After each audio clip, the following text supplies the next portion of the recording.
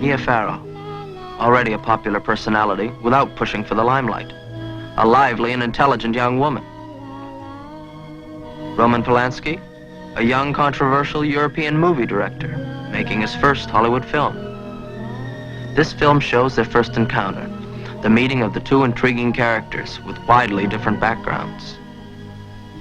Production started on location in New York, and in spite of the first day's tensions, they found they could work well together. I direct this way. I let actors rehearse. I never tell them where should they go or what should they do in the scene. I let them do it first, and usually what they do instinctively is the right thing. I do my homework, I think about it, I know the direction and what's to happen and how. And I do it. And it very often surprises me, you know, what comes out. Roman is a craftsman, the best, and I trusted him all the way. And he was never wrong. And we never disagreed on anything. I don't think there was an issue between us. Well, I think she's a wonderful actress. Sometimes she's astonishing, she's so good. And she's right. I remember that during the first rehearsals, I was really surprised how instinctively she picks up the right key when she says something, how right it sounds in her mouth. She's just right. Yes, Doctor. Mrs. Woodhouse? Yes. Oh, thank you for calling me. I thought you were in California. No, I've been to another doctor, and he isn't good, Dr. Hill. He's been lying to me and giving me unusual kinds of drinks and capsules. The baby's due on Tuesday. Remember you told me June 28th? Well, I want you to deliver it. Mrs. Woodhouse. No, please let me talk to you. Let me come and explain what's been going on. I can't stay too long here. They'll be coming looking for me. Dr. Hill, there's a plot. I know that sounds crazy. You're probably thinking, my God, this poor girl is really flipped. But I haven't flipped, Dr. Hill. I swear by all the saints I haven't. There are plots against people, aren't there? People are very often afraid of too obvious casting. I like obvious casting. We have 4 main characters in Rosemary's Baby. The leading part is Mia Farrow. Then John Cassavetes playing her husband, and there's another old couple. They live behind the wall on the same floor. We knew what type of girl we need for Rosemary, and it's a leading part. I just thought Mia fit the part. Not in the beginning, though. I saw a more healthier, more stronger, maybe a little bit more sexy girl in the beginning. But there was a Bob Evans suggestion to use the Mia, and I got along with it. Then was John Cassavetes to play the husband. Well, the quality number 1 is that the actor fits the part. I needed somebody who looks like an actor, who looks like a New York actor, can be a bit actor studio, and I thought that John Cassavetes would fit this part perfectly. Oh, and working with Ruth Gordon and Sidney Blackman. Oh, they're super. They're the best, too. It's a best company. Ruth is... What can I say? Ruth is great. Ruth is a genius, and I adore her. I've known her before I worked with her, you know, and I was longing to work with her someday. Great actress. And Sidney I just met on this film. I adore him. What talented people. I said immediately, this is the person. And I knew him from the pictures that I saw previously. I knew Ruth Gordon from the films that we see, that she made before. Not many, not very good films, but she was always wonderful. And I knew that those two will make a perfect couple. The cast of vets on the 7th floor? We are? You have a young woman named Teresa Giannoffrio living with you? We do. What's wrong? Has there been an accident? You'd better brace yourself for some bad news. She's dead. Jumped out of the window. That's not possible. That's a mistake. Artie, want to let these folks take a look, please? I knew this would happen.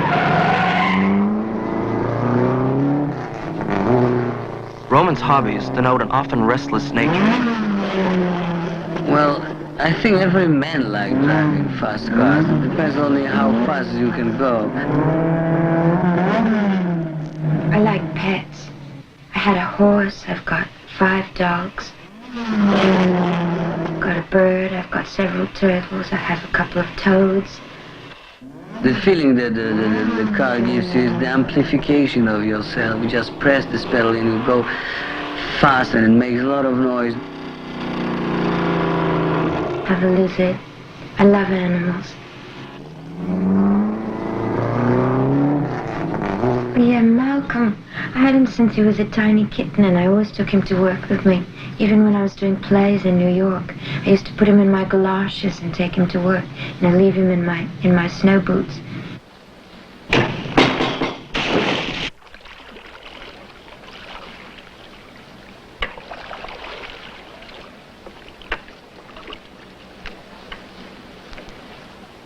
A kiss for the dog, Saperstein.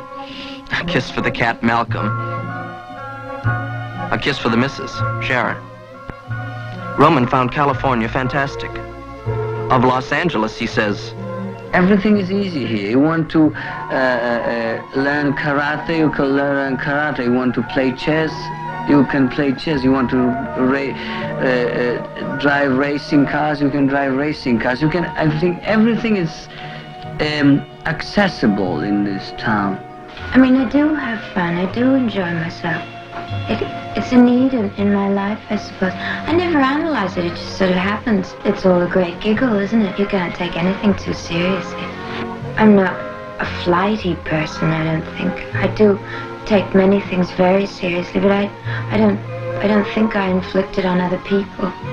There's so many things just, oh wow, the sun rises and it's free, you know, from there on in. There's so many things, beautiful things that make one happy. I think that Mia's childlike attitude comes out from the feeling that it charms a lot of people.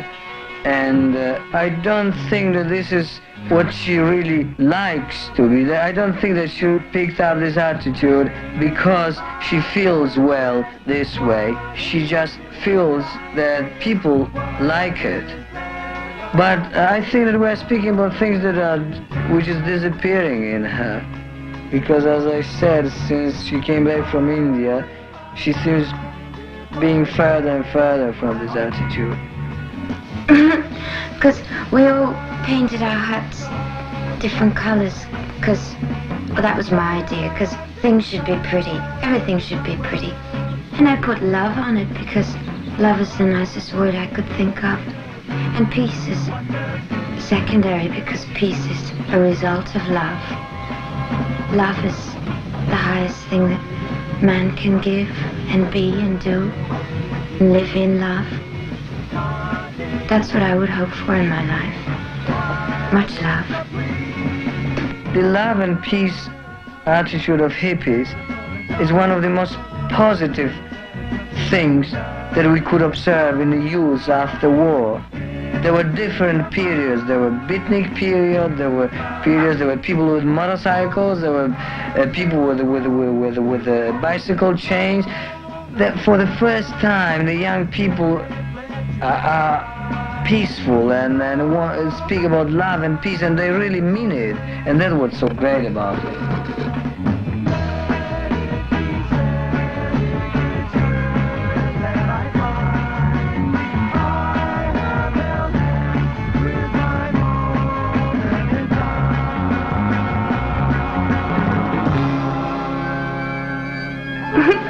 I made that chart to put people on. If they were nice to me, they'd get a star, and if they were mean to me, they'd get a black dot.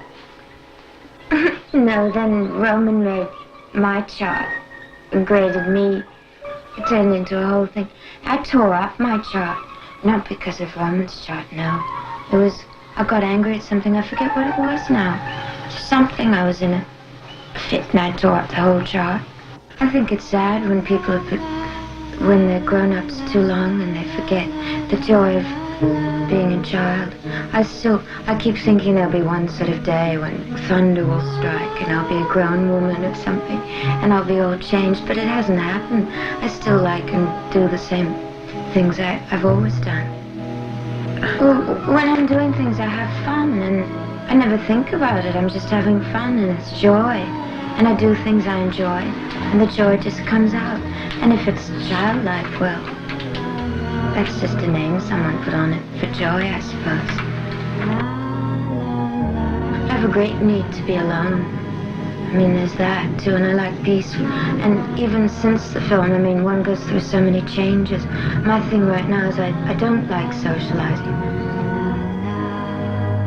From time to time, celebrities visit the set. Joan Crawford, Van Johnson, Michael Caine, Tony Curtis, and Lauren Bacall with producer Bill Castle. And from London, old friend Gene Shrimpton. Especially welcome, Ilya Kazan, who came to see how the kids are doing. We were discussing with Kazan the technical and optical problems of using handheld camera and the harness that I designed for my films, the harness that we were using in Rosemary's Baby and that I used previously in other films. The details are very important for me. I think that they are most important than anything else. And in final analysis, I find that everything is the detail. I mean, whatever you do on the stage is working with the detail. And I think that if you don't attach this extreme importance to every detail, you are just lazy.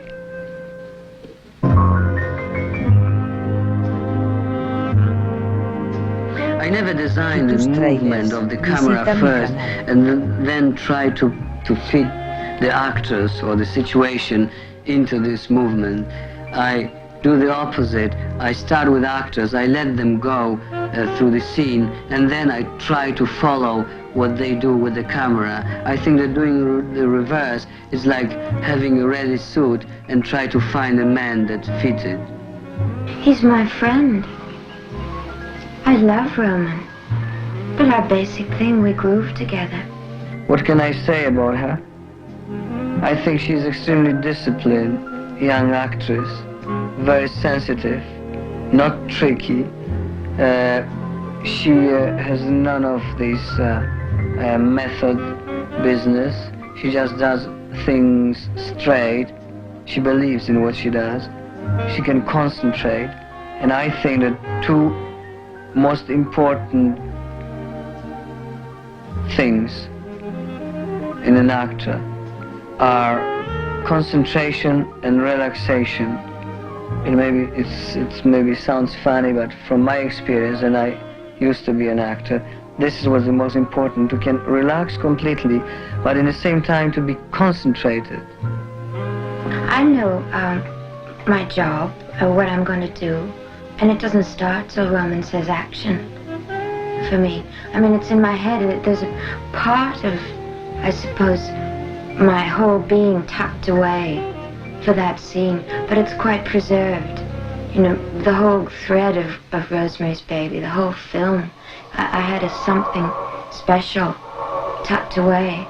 But in between, there's no point in sitting there brooding about it. In fact, it probably would destroy it. So yeah, I do have fun. Makes it all the better.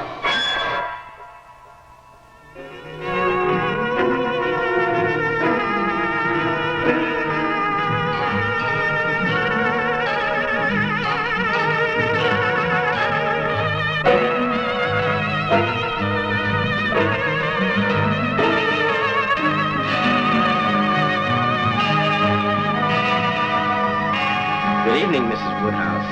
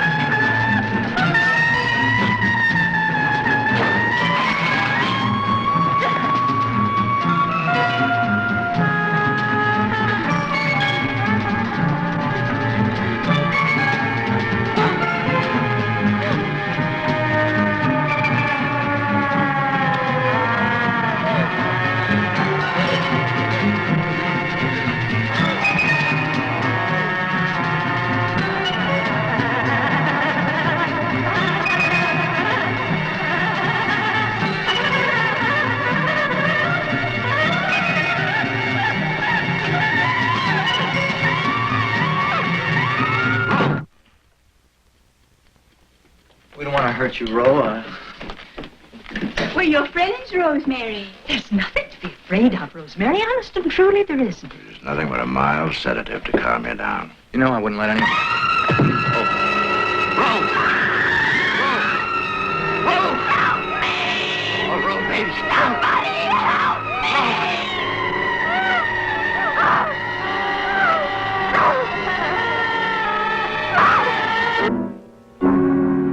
In the end of the picture, we have quite dramatic scene.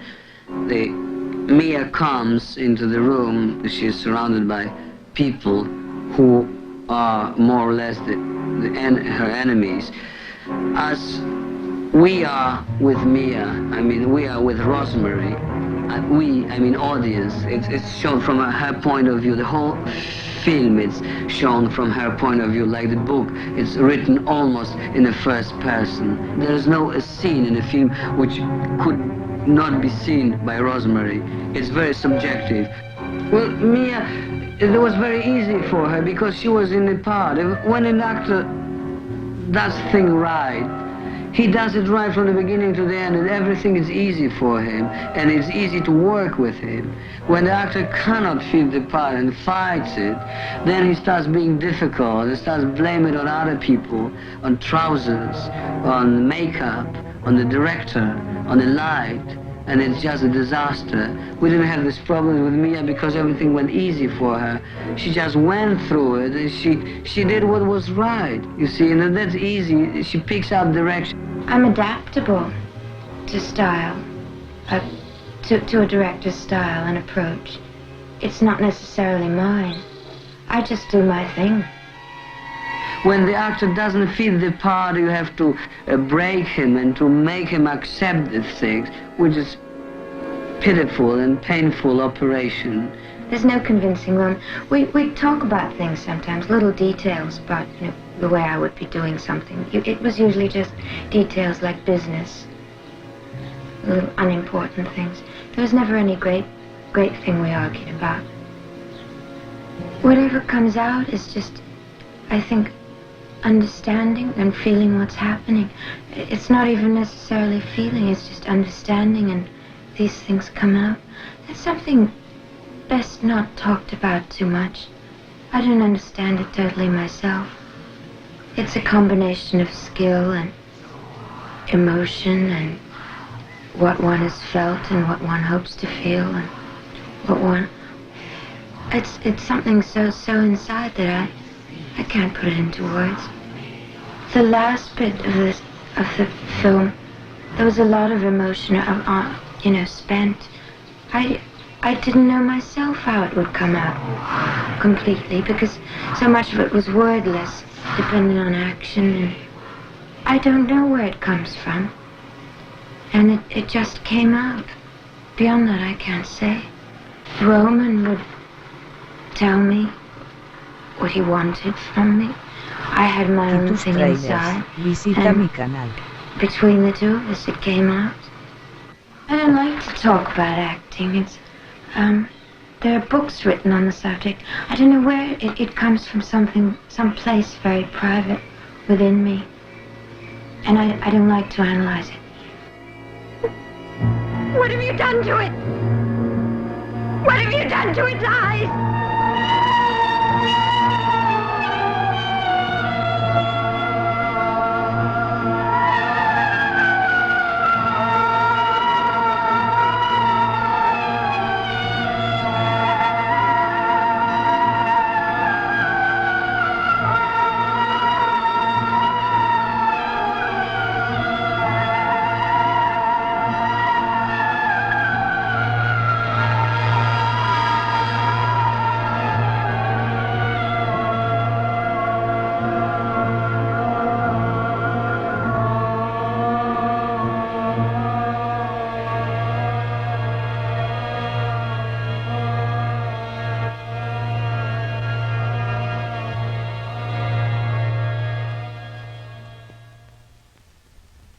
Mia and Roman, they met to make a movie. From the fusing of these two instinctive talents came the discovery of a superb actress and a mutual philosophy of love and understanding. After all, Rosemary's Baby became all of our baby. It's Roman's baby. It was my baby. It was everyone on the crew, on the set. William Castle's baby. I think those months we worked on that film, it was all of our baby.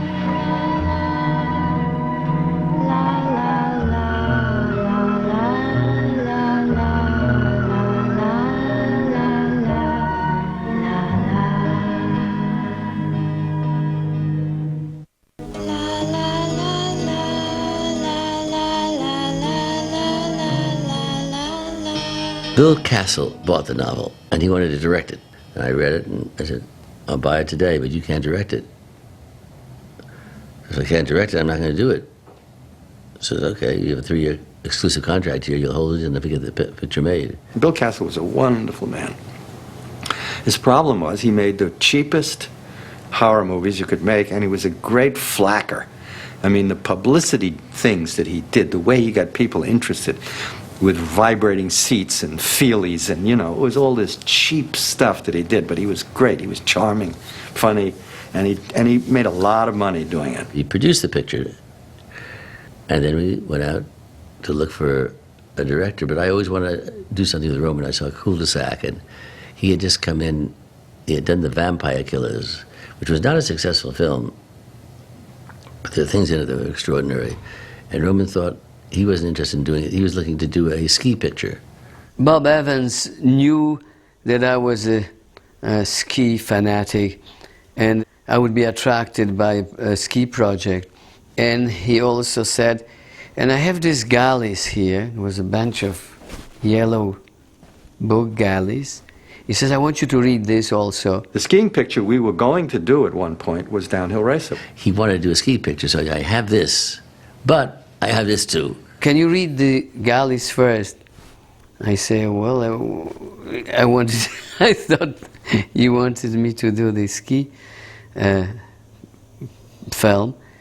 And he says, yes, but this is something very important and you may like it. I says, oh, I guess. I say, fine, I'll go. And I went to the hotel and started reading the thing. It felt like soap opera, the first few pages.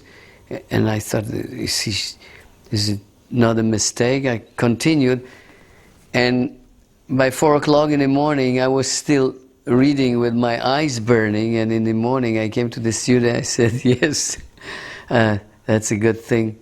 And he said, well, let's do it. And that's how Rosemary's Baby began. You know what he said? I thought it was a soap opera. That was the best clue he had, and we used it. Rosemary Baby opens like a Doris Day movie. That's the whole point. Oh, God. Yeah. Fireplace works, of course. Right. Oh, it's a wonderful apartment. I love it. See what she's trying to do? She's trying to get you to lower the rents. Yes. Well, we'd raise it if we were allowed. One of my first requests when I was asked to come to Hollywood to do this film, before any cast, before anything, was Dick Silbert. We talked about someday doing a movie together. That's how I got to do Rosemary's Baby. Dick Silbert's a brilliant, brilliant production designer. I told Bob Evans, can we use Dick Silbert? And I gave him the galleys of the book to read immediately before I even adapted the book. And Dick agreed, and he told me, there is a building you must see, it's the Dakota. And so when we went to New York, that was the first place he showed me. He also showed other buildings. Roman didn't know New York. I spent 35 years in New York. There's not a place in that book that I didn't know what it should be like. Well, the Dakota even had more of a history to it than it has today. It was more eerie then.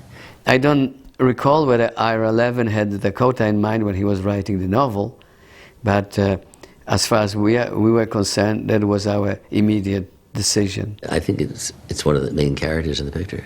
Are you aware that the Bramford had rather an unpleasant reputation around the turn of the century? It's where the Trench sisters conducted their little dietary experiments. Adrian Mercato lived there, too. The Trench sisters were two proper Victorian ladies. They cooked and ate several young children, including a niece. Oh, lovely. Adrian Mercato practiced witchcraft. Rosemary's Baby was the first time that I used the material from another source, as they say in the Academy jargon. I spent 30 days at the beach house with Roman working on that script after his first draft. First he did his draft. His work on the script with Gerard Brock was extraordinary. He's a very good writer. My God! It's Vidal Sassoon. It's very in. What's wrong with you? Do I look that bad? Terrible. You're not on one of those Zen diets, are you? No. Then what is it? Have you seen a doctor? Hatch, I might as well tell you. I'm pregnant. I imagined Rosemary differently at the beginning. I imagined her more like she's in the book, healthy, milk-fed, American, all-American girl. Mia had this very delicate quality, and that's not how I thought of Rosemary when I was adapting the book. He wanted Tuesday Weld, and I wanted Mia Farrow. She was then popular in the television show. Mia Farrow at that time was on Peyton Place. Bob thought that she would be a good Rosemary. It was important for him to have some kind of a name, and Mia meant something to the American audience through the television. She was absolutely unknown in the rest of the world, particularly in Europe. Nobody knew who Mia Farrow was. But meeting Mia, I quickly realized that she would be very good for that part. I just saw Mia as that quality, that eerie quality about her. I didn't know her, I just had seen her, you know, and I think she was marvelous in it. Mia had something that, as we know in hindsight, was special. Just that little extra, in which I think is this tremendous vulnerability. I'm going to Dr. Hill Monday morning. Dr. Saperstein is either lying or he's, I don't know, out of his mind. Pain like this is a warning something's wrong. I said, we're going to have trouble with her. I know we are, Bob. If we go, there'll be some problem. He was right, there was problems. But not with her. It was her marriage with Frank, etc. Frank Sinatra you got married to and you were the wife. She wanted to leave, to be with Frank. She was madly in love with Frank. And I took her in, I showed her an hour of cut footage. I said, you're going to win the Academy Award on this. This is better than Audrey Hepburn and Wait Until Dark. This is extraordinary. Suddenly, she didn't want to get on a plane to leave. Rosemary, you got the best doctor in New York. You know who Dr. Hill is? He's a Charlie Nobody. That's who he is. Cassavetes was my idea. I was looking originally also for more of an old American boy. Our original choice was Robert Redford. Redford would have been perfect. I mean, what you wanted was a matinee idol. I remember that even Jack Nicholson was somehow considered. I didn't know him yet in those times. I think we just briefly met. So I knew John, and I thought he was a terrific actor. John did a wonderful job. I had done a picture with John just before, a few years before, called Edge of the City, Marty Ritt's first picture. So we knew each other very well. There is nothing more subjective that causes more arguments, healthy ones, than casting. It's every, you know, they say beauty is in the eyes of the beholder, so is casting. Hello, how are you? Fine. May I come in a minute? Yes, of course, please do. I just come over to thank you for saying those nice things to us the other night. Oh, no, please. Poor you don't have Terry. We thought maybe we failed her some way. Though her note made it crystal clear we had, and she'll never know how helpful it was in such a shock moment. So I do thank you. Roman does, too. Roman's my hubby. I just know that Ruth, whatever she does, if you saw Harold and Maude, how do you tell a story about an 18-year-old boy falling in love with an 80-year-old woman and get away with it? You can with Ruth Gordon. I knew Ruth because Garson Kanin, her husband, was a friend of mine, and I had done a pilot film for him in New York. Casting of Ruth Gordon in the picture was a part of the whole enterprise. I thought of all those secondary roles in the book, in a certain way, and I thought that I would like to use all the Hollywood actors for this part. In order to explain what I really wanted to the casting director of the studio at that time, I drew all the characters. And I said that the physical aspect of each of those characters was more important to me than some kind of acting abilities. His vision of these characters was what started that, you know, what he wanted. And you'd have to be Roman to have made that choice. He's very good with actors because he's an actor himself. He's a good actor. Better director, but he's a good actor. All the directors that I've really liked, I like them all, but ones that I've spent most of my time with were actors. Lara Louise is this guy's wife, Rosemary. Hello, Rosemary. Welcome to the brand. Lara Louise just met Guy. She wanted me, you too. Could we come in? Of course, please. There you are. Go ahead. Patsy Kelly was also one of those actors who fit the description, or rather the drawings that I did for them. She was terrific, actually. She was fun to work with, too. It's interesting to put an actor in a part that you don't expect him to do. But it's more fun to use Patsy Kelly in a part like that than to have her play a comic book. You've seen it before. I was maybe 34, which seems young today, but at that time I felt like a total adult, and I was furthermore completely uninhibited and had no problems in directing old Hollywood veterans. I just felt very at ease with them, and it was a tremendously pleasurable experience to work with this bunch. They were terrific. Maybe all this is coincidence, but one thing is for sure, they have a coven and they want my baby. Certainly seems that way. I was afraid you wouldn't believe me. I don't believe in witchcraft, but there are plenty of maniacs and crazy people in this city. Chuck Grodin was tested for The Graduate with Dustin. And there I see this performance of this guy who's terrific. And that's when I said to Roman, you got to meet this guy. I remember Dick Silbert told me about this actor. He says, that's a great New York guy, you should try him. I don't remember whether we made a test. It wasn't a very large part, but he was very good in it. And from then on, he never stopped working. Is this Donald Baumgart? That's right. This is Rosemary Woodhouse. Guy Woodhouse's wife? Oh, yeah. I want to know... My God, you must be a happy little lady these days, I just... Living in the brown rows of uniform. I wanted to know how you are, if there's been any improvement. Well, bless your heart. Tony Curtis, who was a friend, also a friend of Mia's, came on the set once. Mia hasn't seen him yet when I had the idea of using him to play the voice on the telephone.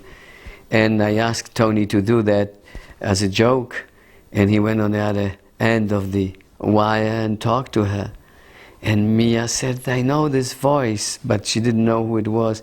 I said, I think now that beside the joke, it was also a good thing for her acting, because it did something to her, the fact that the voice was familiar, and yet she could not guess who was on the other end of the wire.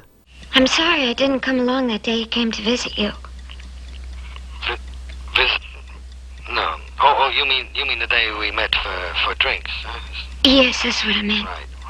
My favorite scene is at Doctor's Hill, when Dr. Saperstein and Guy come to get her, and when Saperstein slips the pills into his pocket. Come with us quietly, Rosemary. Don't argue or make a scene. Because if you say anything more about witches or witchcraft, we're going to be forced to take you to a mental hospital. Roman is very, very, very clever, technically. He knows more about lenses than cameramen do. My favorite shot in the movie, for some reason, is when Rosemary is being put into the car and the driver turns and nods to her, and we see that he's one of the secondary witches of whom we could catch a glimpse during the New Year's party. Rosemary, I want you to be Dr. Shand, who used to be a famous dentist. He made the chain for your charm. Oh, how do you do? I had to pick a favorite scene. I'd say it's the very last scene, because you see nothing and it's scary as hell. Well, I wanted the film to be ambiguous, particularly the ending. I wanted to be ambiguous. Yes, it was ambiguous, but it's scary too. What have you done to its eyes? He has his father's eyes. What are you talking about? Guys' eyes are normal. But what really mattered to me is that the audience should not be sure whether she is crazy and imagining all those things that are happening to her as a plot, or that the plot really exists. That means that the viewer could either think that these are real witches, that the child was really begot by a devil, or rather that Rosemary has some kind of postpartum madness and believes it all to be true. That's why it's the great horror film without any horror in it. And there ain't going to be no baby. In every film, the ending is always the most difficult thing to get. Rocky. You're trying to get me to be his mother. Aren't you his mother? I remember once meeting Otto Preminger on the audience. He said, "Roman, why do you look so gloom?" I said, we behind what? I said, behind schedule. He says, so what? He says, what about the dailies? I say, they love the dailies. So that's your answer. And indeed, I thought of it. The studio really was very excited about the rushes. Those were great years in Hollywood. They were part of the very beginning of the golden age, second golden age of movies. Rosemary's Baby stands alone as being the first of his genre. I knew it was going to be a big hit because it shook people. Now mind you, this is a picture, call it a horror picture, call it not a horror picture, call it a scare picture, but there are no special effects, there's no screaming thing that's happening, or walls tumbling down, or crocodiles coming out of the walls, or anything like that. It's all in the way he shot it, and it works on every level. And it scares the hell out of you.